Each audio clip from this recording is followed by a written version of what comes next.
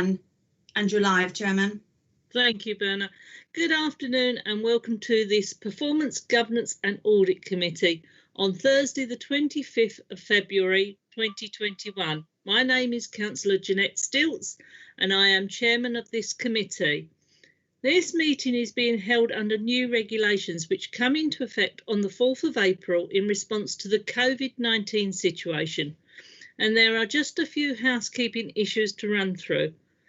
First of all, could I please ask everyone present in this meeting to ensure your microphone is muted and your camera is on. This will help to reduce any background noise and unintentional disturbances. This meeting is being hosted remotely, streamed live and recorded, and by being present in this meeting you are giving your consent to being recorded. Members and officers, during each item, please use the hands up function of the meeting to indicate if you wish to speak. Then I will invite you at the appropriate time. Members are reminded that apart from initiating points of order or that you have to leave the meeting, the chat function should not be used for questions or any other purpose. When speaking and referring to the agenda papers, please ensure that you reference a page or paragraph number and keep your contributions as clear and concise as possible. When invited to speak, please ensure that you turn on your microphone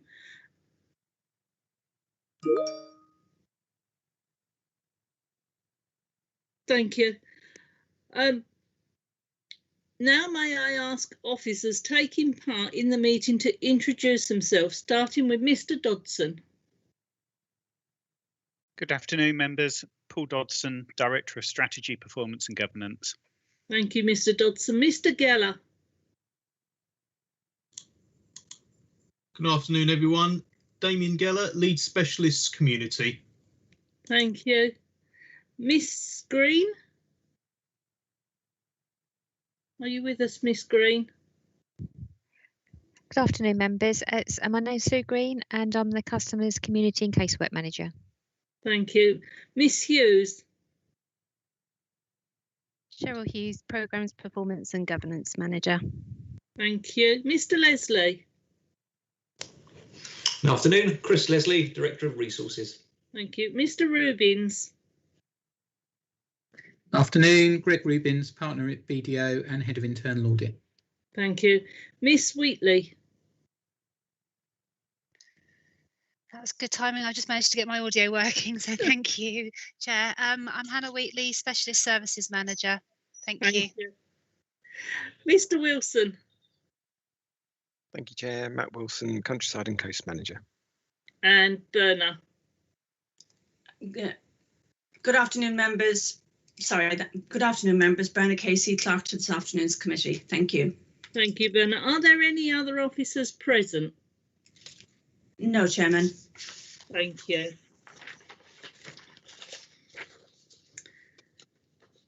Before I call on the roll clerk, before I call on the clerk to take the roll of the committee members, can I ask those councillors in attendance to introduce themselves, please? Councillor Morris. Good afternoon, it's Councillor Morris here, and I'd just like to say that I'm considerably better dressed than Councillor Jarvis, and I didn't get the memo about Dress Down Thursday. Thank you. Thank you. Are there any other councillors present? No. Berna, can you please carry out the roll call of committee members to confirm who is in attendance? Thank you.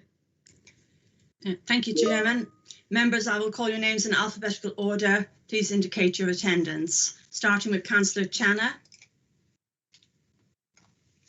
Good afternoon, Berna. Good afternoon, members. I am present. Thank you. Thank you. Councillor Hurd. Good afternoon, Berna, Chairman and colleagues present. Thank you. Councillor Hall. Good afternoon, everybody. Yes, I'm present.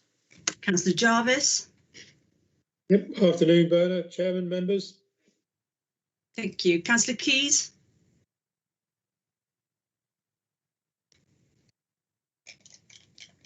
Councillor Keys.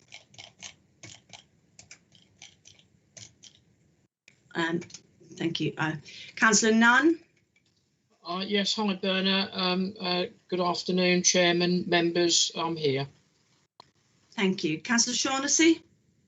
Yes, present, Berna. Thank you. Good afternoon, everyone. Thank you. Councillor Stamp. Good afternoon, Berna, Chairman and members. I'm here too. Thank you. Councillor Stills. Good afternoon, and yes, I am present. Thank you. Thank you, Chairman. Thank you. May I have the apologies of absence, Berna, please? Thank you, Chairman. We've received apologies for absence from Councillor Helm. Thank you. Item 3 on the agenda is the minutes. It is recommended that the minutes of the meeting held on the 14th of January 2021 be found on pages 5 to 10 are approved as true and accurate record. I so move. If you wish to second that motion, please unmute your microphone and state your name now. Councillor Nunn, seconded. Thank you, Councillor Nunn. If any members wish to raise any matters of accuracy, please use the hands up function. No? Okay, Berna, can you confirm? Oh, Berna, can you? Sorry, I've lost myself. Members, do you wish to agree the minutes of this meeting by assent? Agreed. Agreed. Thank you. Agreed. Agreed. Right, declarations of interest. Item 4, to disclose the existence of and nature of any disclosable pecuniary interests, other pecuniary interests or non-pecuniary interests relating to items of business on the agenda. Having regard to paragraph 6 to 8, inclusive of the Code of Conduct for members. Members are reminded that they are required to disclose any such interests as soon as they become aware should the needs arise throughout the meeting. If any member wishes or has an interest to declare, can they please use the hands up function now? Councillor Channer. Thank you, Chairman. My normal one. I'm also a member of Essex County Council. I declare non-pecuniary in any matter on the agenda relating to Essex or where there could be any association with Essex County Council. Thank you. Thank you, Councillor Channer. Are there any other members? No. Item 5, public participation. I can advise that we have not received any submissions from members of the public. I have had, in accordance with the regulations, a request to ask a question from Councillor Morris. I will come to that when it comes to the article that he wants to ask the question on. Item 6, internal audit draft annual plan. We move to the agenda item 6 found on pages 11 to 32. In a moment, I will call the officer present to present this item. Mr. Rubins, please, can you present your item? Thank you, and good afternoon again. So just very briefly on the plan that's in front of you, just to make a few points. Firstly, it is focused around your key risks, so it is directly linked to those. Secondly, it has been discussed and agreed with officers. And the third point to make is, of course, we are still going to be in an unusual year going into this next financial year, so the plan will need to be flexible, and we may need changes through the year, but obviously, as previously, any changes will be presented and agreed with this committee. You'll see from the plan it covers a wide range of reviews. We obviously have the standard finance reviews you'd expect, but also some wider reviews. We'd be focusing on your COVID recovery plan, for example, looking at areas like commercialisation and partnerships, and some of the areas around workforce as well. So I think a fairly wide-ranging plan. There is obviously the opportunity now to take comments and questions from members and to bring this plan back at the next meeting if you would like any changes. Happy to take any comments or questions. Thank you. Councillor Jarvis, you have your hand up. Yeah, Chairman, if I may ask a question of Mr. Rubins. I note page 15 of the plan, Appendix 1, page 15. There's a very useful grid which maps out the likelihood and consequences of risks, strategic risks in the business. I noticed that there's a clump in the bottom right-hand box towards that box, 1, 2, 3, 4, obviously with the highest risk, both in terms of impact and likelihood. One of those risks I notice is failure to maintain 5-year supply of housing land, which of course we're all aware, all councillors are aware of the position of the council at the moment, and that it currently falls short of that.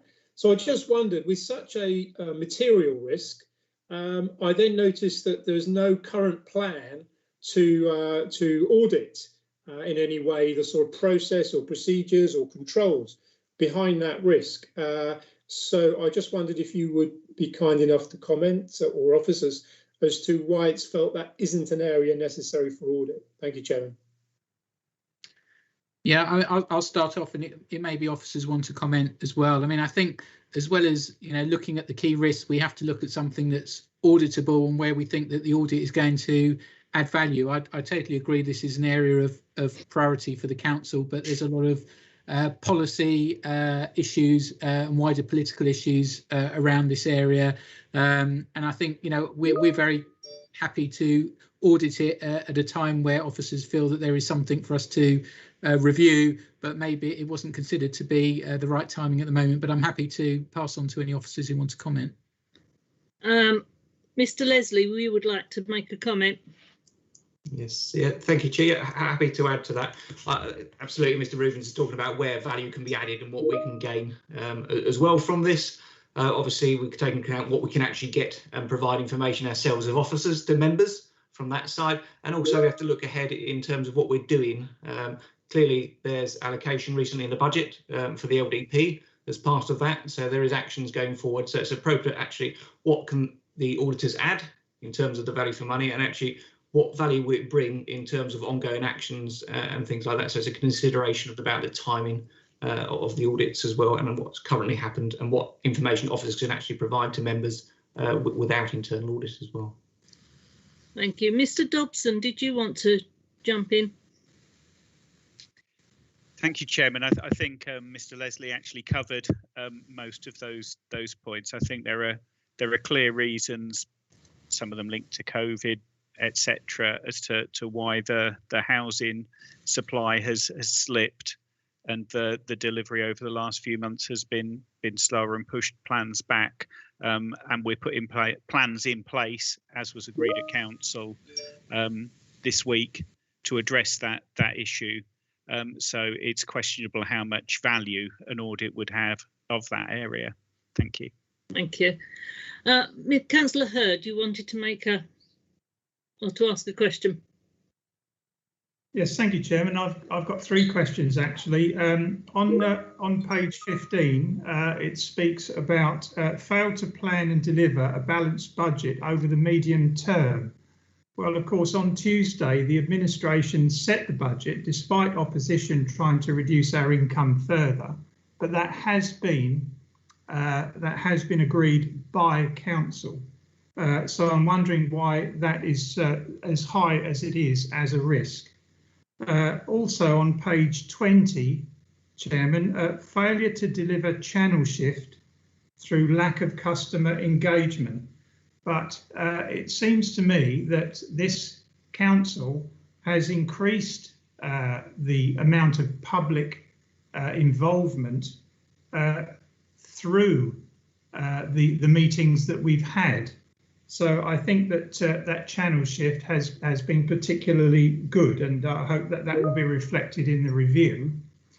A good example is the Northwest planning meeting on the 23rd of September had over 240 visits on the YouTube channel. And the other one for Mr. Rubens is on page 22, which is about corporate governance. Why are we waiting until 2022-23 to review the operation of our newly established committee structure? Why are we waiting that long? Thank you, Chairman. Okay, Mr. Rubins, would you like to answer any of those questions? Yeah, certainly the first two I think are linked together, which is you know, that part of the plan is just taken directly from your risk register. So it is the risks as currently seen by the council. Now, obviously, you may well want to, as a council, revisit those risks and the scoring of those risks, but that's what we've taken, and we have to take that as part of our planning process. So that's why that they're presented in that way. The one around corporate governance, we can talk to officers about the timing of that. Obviously, it's just really around prioritisation and what we want to do this current year and what might go into next year. If members as a whole feel that that needs to be looked at earlier rather than later, and you feel that enough time has gone to embed those new arrangements that you've put in, therefore, and they can be subject to audit, and obviously we'd be happy to bring that one forward. Thank you, Mr. Rivers. Councillor Hurd, we have just completed a governance audit, so that will be for next agenda meeting. Thank you, Chairman. Thank you. Are there any other questions for Mr. Rubins? Councillor Nunn. Thank you very much, Chair. Yes, thank you for the report, Mr. Rubins. On page 22 under workforce management, the score seems to be stable and consistent currently and projected forward at 15. Can you just explain what that means, really? You know, why are the HR processes, why have they not been reviewed, or is this an annual review we're looking at here? Yeah, those numbers in that particular page are just the number of days we would put into our audit. So it's not a score, it's the number of days. And given that workforce is a big issue for the council, we'd expect to do some work on that every year. So that's why we've put that time within the plan. So, sorry, just a supplementary. So just to be clear then, through you, Chair, your team will be spending the equivalent of 15 days every year reviewing HR practice. Yes. Is that a standard? Is that a standard allocation in councils the size of Malden? It is for us, certainly. I mean, that's the kind of time we're talking that when we talk about the 15 days, that's to do a total audit. So it includes the planning, the field work, the reporting, coming to committee and so on, dealing with management responses. It does take a certain amount of time, and they're normally fairly wide ranging reviews. So they might be into recruitment, they might be into sickness management, for example, workforce planning. And I'm afraid, yes, it does take a certain amount of time to do that work. Sorry, stop me, Chair, if you feel I'm going on too far. So, sorry, did you cover all of those things every year, or are you just looking at individual parts of that list?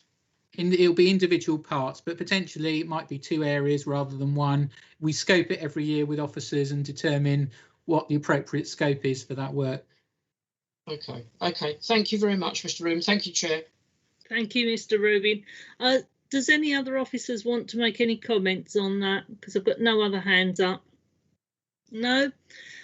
Right, thank you for that, Mr. Rubins. There was a lot of work went into that, I know. The recommendation set out within the report is as follows. Recommendation little 1, that the committee considers, comments and approves the internal audit draft plan for 2021-22, Appendix 1. If any member wishes to second that motion, please unmute your microphone and state your name now. Councillor Nunn. Okay, thank you, Councillor Nunn. I think you just got in. Are members happy to take that recommendation succinct, or do you want recorded vote? Agreed. Thank you. Yes, agreed. Thank you. Agreed. Item 7 on the agenda, review of corporate risk. We move on to item 7, found on the agenda, pages 33 to 40. I will call on the officer to present this item. So I call on Miss Hughes. Miss Hughes, can you present your report, please? Good afternoon, members. This report deals with Q3 risk, which covers October to December 2020. In summary, for changes since Q2, which is shown in section 3.2 of the covering report, just with a little bit of explanation. There's one risk that's seen a decrease in score. This is R23, which is financial resource and process issues. The reason this score's been reduced is because all posts have now been filled with permanent staff, and the resource risk in finance is just the same as anywhere else in the organisation. As a result, the risk is also recommended for closure. There are no risks that have seen an increase in score in this period, and CLT continue to regularly monitor and review risks given the current pandemic measures. At an operational level, we now have the additional balanced scorecard report to monitor risks that have been removed from the corporate register, and then things that might need to be further escalated should a control no longer be working. So as an example, channel shift figures were removed as a result of Q2 reporting, but will continue to be monitored there. Thank you. Thank you for that, Chair. Can I refer to the other officers? Does any other officer want to come in before I open this up to members? No, Councillor Nunn, I think you had your hand up first. Yes, thank you. It's full of HR stuff today, isn't it? So thank you very much, Cheryl, for that. So are you saying then, Cheryl, that we are absolutely fully established and we have no vacancies? I'll have to defer to Chris for the specifics in finance. That's the Mr. Leslie. Sorry, Chris. Through you, Chair.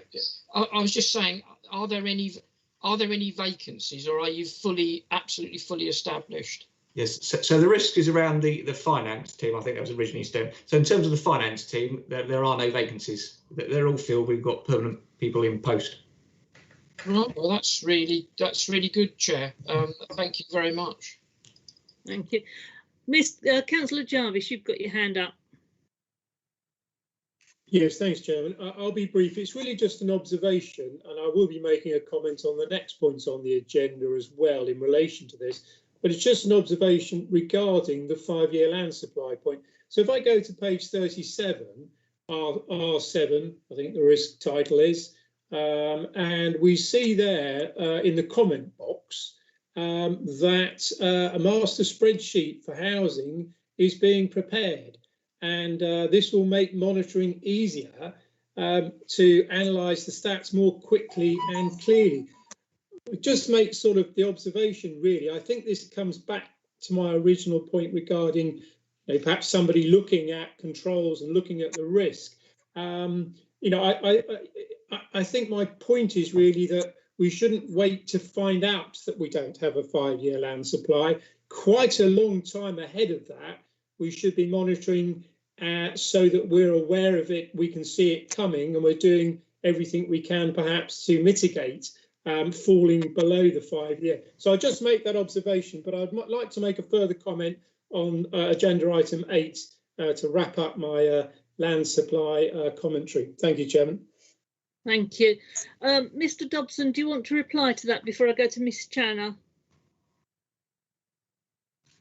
Yes, thank you, Chairman. Yes, we do monitor throughout the year. We actually do a formal response to government once a year on that, which is in the third quarter, to which this report refers. And it was linked to some of the issues that were raised just ahead of that response being done that did lead to the 5-year housing land supply issues that we raised. But we do monitor it, and because of some of the various issues that had happened through the year, that was why the risk is at the level that it's at. Thank you. Thank you. Councillor Channer, you have your hand up. Thank you, Madam Chairman. I'm referring to sorry, I've just dropped something I was trying to read from. It's okay. Regarding the appendix R3, failure to target services influence partners effectively to support identified housing needs of increasing population. It says, and it's a overall rating risk of 12, discussions on the purchase of development land is progressing well and appears to be on target. Can someone refresh me, what exactly is the target period? And when will perhaps members be aware of what purchase of development land avenues may be being looked at or being worked on? Thank you, Councillor Channer. I think Mr Dobson is ready to come in on that one. Yes, thank you, Chairman. Yes, members will remember we did bring a confidential paper to Council to raise some of the proposals and opportunities for purchasing land to support housing delivery, particularly around affordable housing. We are progressing some of those discussions, but they are commercially confidential at present, so I can't share further details in this meeting itself, but happy to outside of this meeting. Thank you. Thank you, Thank Mr you, Madam Chair. Thank you. Councillor Channer, can you take your hand down, please? Thank you. Sorry, don't have much luck with muting and hands these days. Thank you.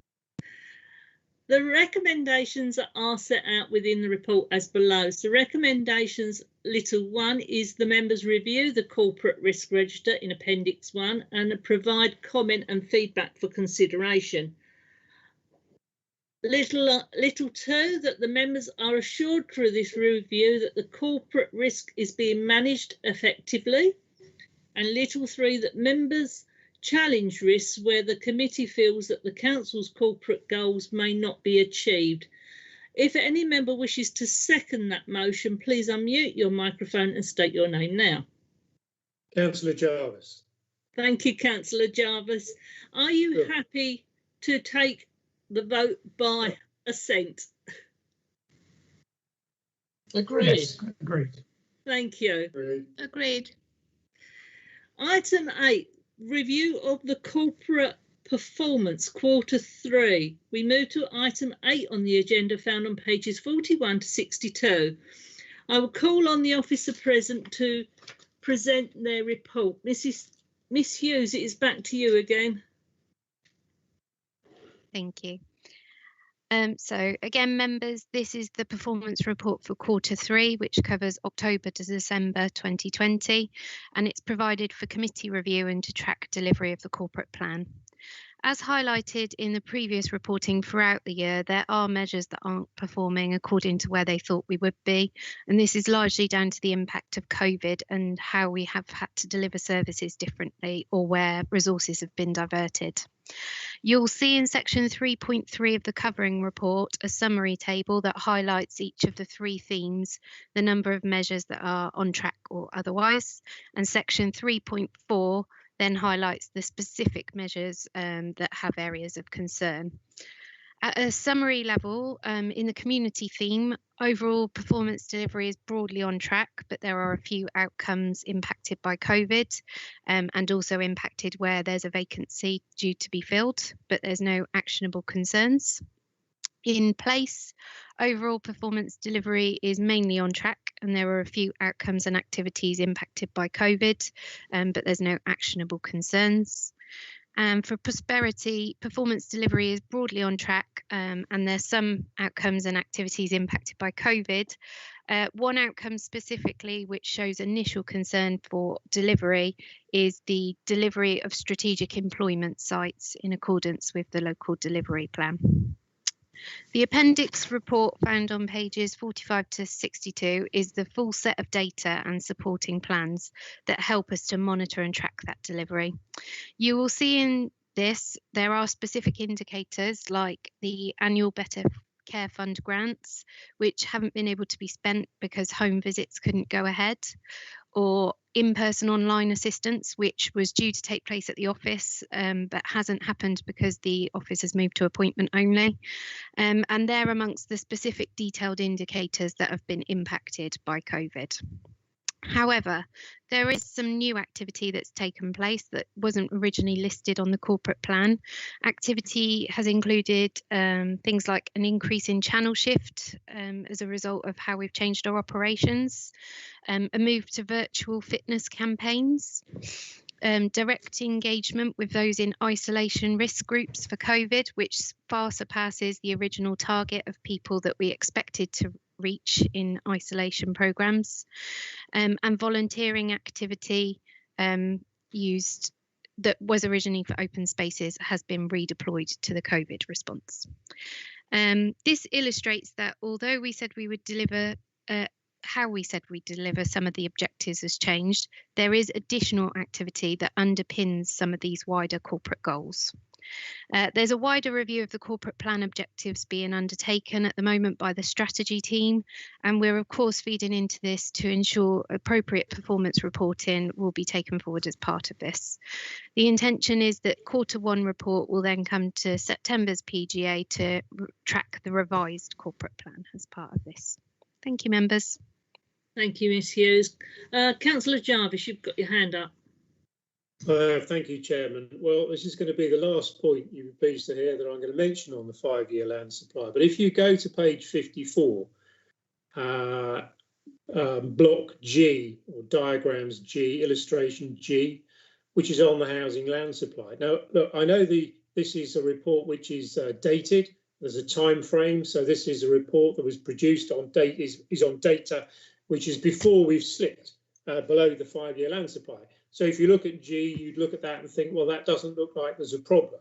And that's because obviously it's from a time period, I'm sure officers will clarify, which is before we've fallen below the 5-year land supply. But my point is really this, is that, which ties hopefully through the points I've made on the 5-year land supply at the various points during the meeting here, is that I'd like to see a system whereby I can see a problem before I've got it, where I can see that I've got an appetite, say, for example, on the 5-year land supply. Perhaps I'd be interested to know, I would be interested to know if it was below 4.8, if it was likely to fall below. I'd like to see a more predictive tool so I can see where I'm going to have a problem. And so I can then see, ask officers, what are they doing to try and avoid the problem? Because what I see here is something that is just telling me I might actually have a problem. In fact, I already know I've got a problem. So it's a bit late. That's my point really about, sorry to harp on today, about a specific issue, but it's the tool which I think is missing. It's not so much the 5-year land supply issue, I've made these points, it's the mechanism. We should be having, I feel, as a committee, we should be presented with some form of tool that tells us where things could go wrong, and we might set appetites, appetite levels, which if they're triggered, come to us. So I'd have liked to have seen the 5-year land supply issue come to me at least 6 months ago, when it would have been amber rated and it would have said, we might have a problem here. And we could have looked to see what we could do about it. And that really, Chairman, is my point. Thank you very much. I would like to hear from officers on that point. Thank you. Thank you, Councillor Jarvis. Is there any officer that would like to come back? Mr Dobson. Yes, thank you, Chairman.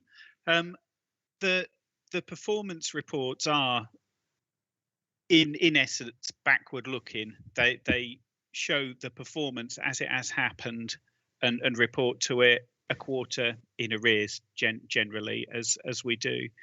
The point of having the risk assessments alongside of that and bringing both to this committee are that it's highlighted within the risks and that they can be read together, that if there is a risk and an increase in risk through the monitoring that we're doing alongside that performance report, then we do raise risks when there are risks to performance. Whether that could be slightly more sophisticated because the risks come at a corporate level, and that we can look at that in a bit more detail and see if we can add some further intelligence into this. We also have the balanced scorecard reporting that we bring through that highlights those. But with those comments, I also take on board that we can take a look at this and see if there's anything that we can do. Thank you. Thank you, Mr Dobson. Councillor Nunn, you have your hand up. Yes, well, if you don't mind indulging me a moment, Chairman, I think that given the pressures of COVID that have been mentioned, but other things that the staff have had to be dealing with, like flooding, for example, and the elections and everything else that they're dealing with at the moment, you know, I'm amazed that the performance levels are as on track as they are. And, you know, I think this is a testament to the management of the District Council and their staff that they are doing so well, and I just think we need to put that on record. And you know, as we move towards more positive times, hopefully, with the COVID controls, you know, we can start looking at different areas of performance. But I think, given the emergency, this is very good. Thank you, Councillor Nunn.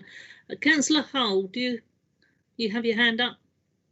Yes, thank you. I might have just missed this, but it said that a lot of the money put by for the community, like keeping fit and healthy and things like that, the money that it wasn't used, and has that all been put into the COVID fund, or is there still some there for groups that need it?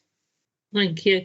Do you want to answer that, Cheryl, or shall I go to Mr. Leslie? So it wasn't specific to money, it was officer time. So the officer time has been diverted from what they originally thought they were doing to the COVID responses. So is there still a pot for the community to, if they need something? Would you like to go to Mr. Leslie for the answer to that, Miss Hughes? Oh. Would you like Mr. Leslie to come in? Yeah, we can do. Is the actual indicator. So the data is showing that the officer time's been diverted. So it's not necessarily that there's a pot available because the officer time has been spent elsewhere. I think is the point that I was trying to make. Oh, right. It's just from another committee, I heard that there was, you know, to help people keep fit and for obesity and things like that, that there was funding still available from the council. Is that correct, or have I got it wrong? Chris, have you got any? Oh, I've got Miss Green has said that she can help to assist on that answer. Oh, lovely, thank you. Thank you, Chairman. Yes, we do have a pot of money through our health and wellbeing funding that we get from Essex County Council. And yes, there is funding available there to support community activity to improve health and wellbeing. It's something we're currently looking at. Some of that money is being distributed via our Health and Wellbeing Partnership Board, but equally there is some that is available for community activity, and we're currently looking at how we can support communities to get that money out. So absolutely, members. Oh, lovely. Do you know how much there is there? Oh, sorry. Can I come in again, Chairman? Go on, Councillor Hull, I'll let you come in again. Sorry. Do you know what sort of funding there is available? How much or? Not right at this moment, but I believe we get something in the region of about £15,000 to £18,000 a year from Essex County Council, which is available to support a whole range of activities. But the exact amount that's available right at this moment, I couldn't tell you, but I certainly know there is some that is available. Would it help, Councillor Hull, will it help if Miss Green goes away and looks at that and then emails all the committee? Fantastic. That's lovely. Thank you very much. Thank you. Thank you, members. Are there any other questions for committee? No? Councillor Hull, could you take your hand down, please? I know they've moved them around. So, members, the recommendations set out within the report are as follows. Recommendations 1, the members review the information set out in this report and Appendix 1 with priority focus given to the strategic outcome level performance. And little 2, that members confirm they are assured through this review that corporate performance is being managed effectively. If any member wishes to second that motion, please unmute your microphone and state your name now. Councillor Jarvis. Thank you, Councillor Jarvis. Are members happy to agree this by assent? Agreed. Thank you. Agreed. Moving on to item 9 on the agenda, which is the Health and Safety Update Quarter 3. We move to agenda item 9 found on pages 63 to 68. I will call on Mr. Wilson to present this report. Thank you, Chair. So this is the Quarter 3 report for health and safety. As you can see, it's relatively short. 2 incidents reported in this quarter. One, a slip on an access ramp where remedial works were carried out. And the second one, involving the maroon firing down at Burnham on Couch. There were 2 incidents of unacceptable behaviour, both in the waste, and have been dealt with in line with procedures. And point 3.3 is regarding our communications with the inspector from the Health and Safety Executive. There were a number of actions that they'd asked us to take, all of which were done in good time. And although some of the dates may appear to have slipped, we had communication in between times with the inspector, and they are fully satisfied. Our last communication with them was mid-November, and we've had nothing since. Thank you, Mr. Wilson. Does any members have any questions for Mr. Wilson? Councillor Morris, you have asked if you can ask a question, and I will give you permission to do that. Thank you very much, Madam Chairman, and I'd just like to say how radiant you are looking today. I apologise to Councillor Jarvis for my earlier quip and decided to, dress down for you. So, Councillor Jarvis, you're no longer the most dowdy man in the room. Thank you, Mr. Wilson. I was just wondering, we did speak earlier today, and I thank you for getting back to me so promptly.